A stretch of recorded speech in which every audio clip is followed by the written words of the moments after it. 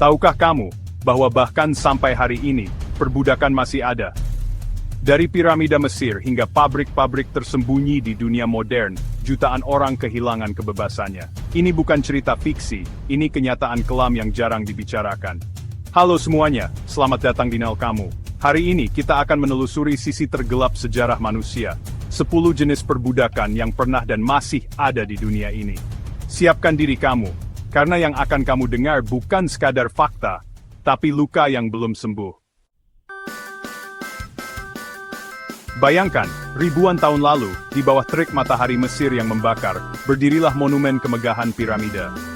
Tapi tahukah kamu, di balik batu-batu raksasa itu, tersimpan jeritan dan tangisan para budak.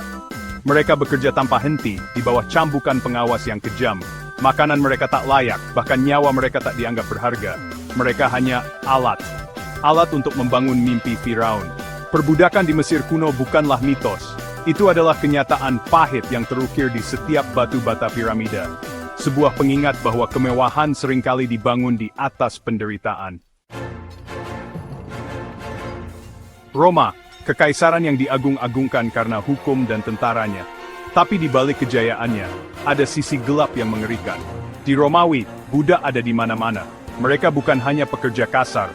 Mereka adalah guru, petani, bahkan gladiator yang bertarung hingga mati demi hiburan massa. Bayangkan, dirimu dipaksa bertarung melawan singa lapar di Colosseum, hanya untuk memuaskan nafsu haus darah para penonton. Di balik kemegahan Roma, ada tangisan budak yang tak pernah didengar. Kebebasan desraden ini direnggut, dan mereka naik pesuk seperti ding seti.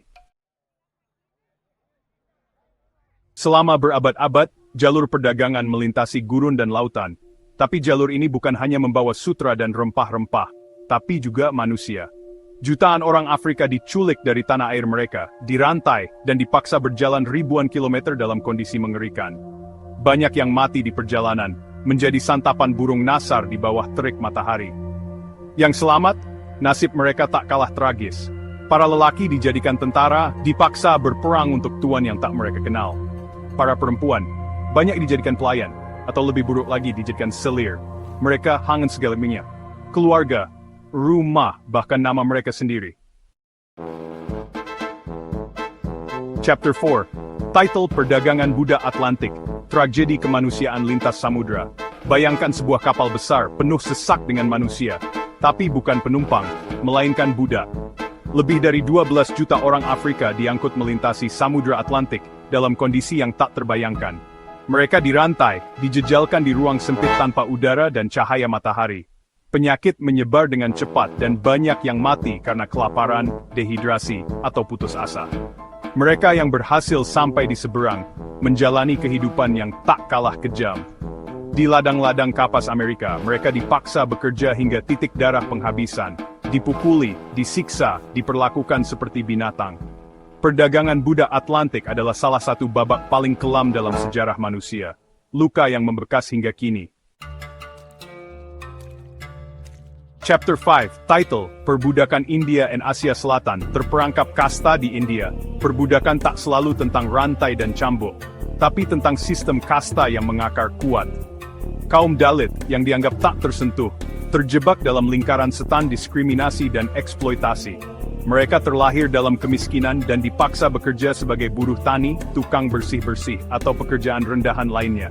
Mereka tak punya hak, tak punya suara, diperlakukan seperti warga kelas 2 di tanah air mereka sendiri. Anak-anak Dalit dipaksa putus sekolah untuk bekerja. Masa depan mereka direnggut, bahkan sebelum sempat dimulai. Perbudakan modern ini mungkin tak terlihat, tapi sama kejamnya dengan bentuk perbudakan lainnya. Chapter 6, Title, Perbudakan Kekaisaran Ottoman, dari Harem Sultan hingga medan perang Kekaisaran Ottoman, kerajaan adidaya yang membentang dari Eropa Timur hingga Afrika Utara. Tapi di balik kemegahan istananya, tersembunyi sistem perbudakan yang kompleks. Budak-budak dari berbagai penjuru dunia diperdagangkan seperti barang dagangan.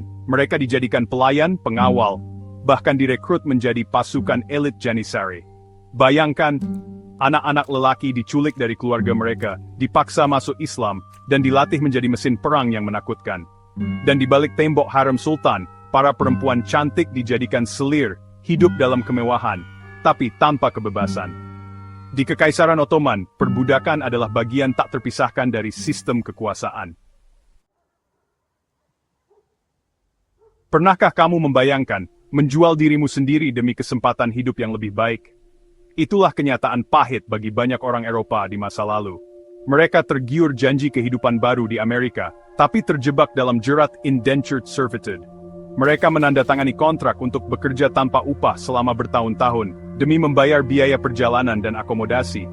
Tapi seringkali, kondisi kerja mereka tak jauh beda dengan budak.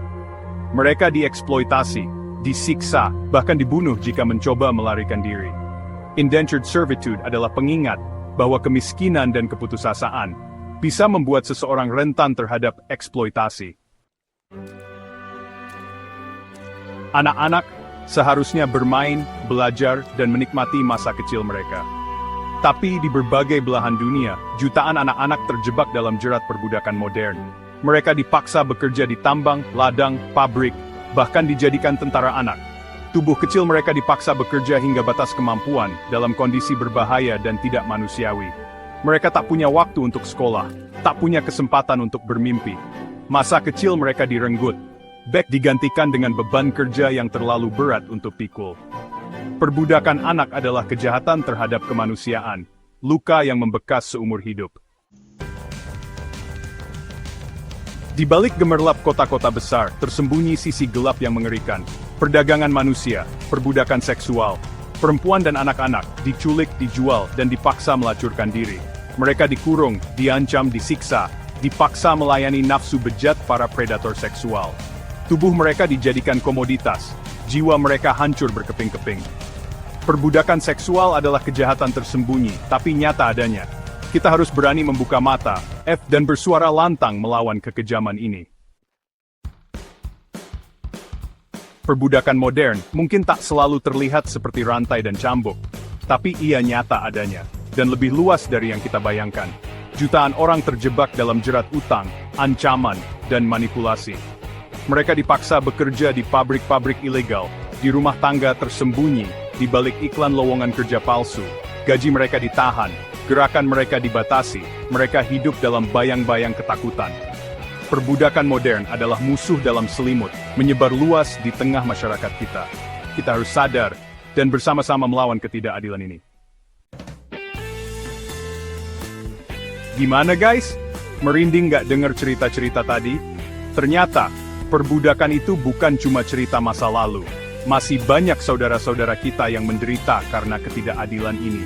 Kalau video ini membuka mata kamu, klik like dan subscribe biar makin banyak orang tahu bahwa perbudakan bukan hanya sejarah. Tulis pendapatmu di komentar. Menurut kamu, apa bentuk perbudakan yang paling mengejutkan? Dari masa lalu hingga masa kini, satu hal tetap sama. Tak ada yang pantas hidup tanpa kebebasan. Mari jadi generasi yang tak tinggal diam. Karena diam berarti ikut membiarkan.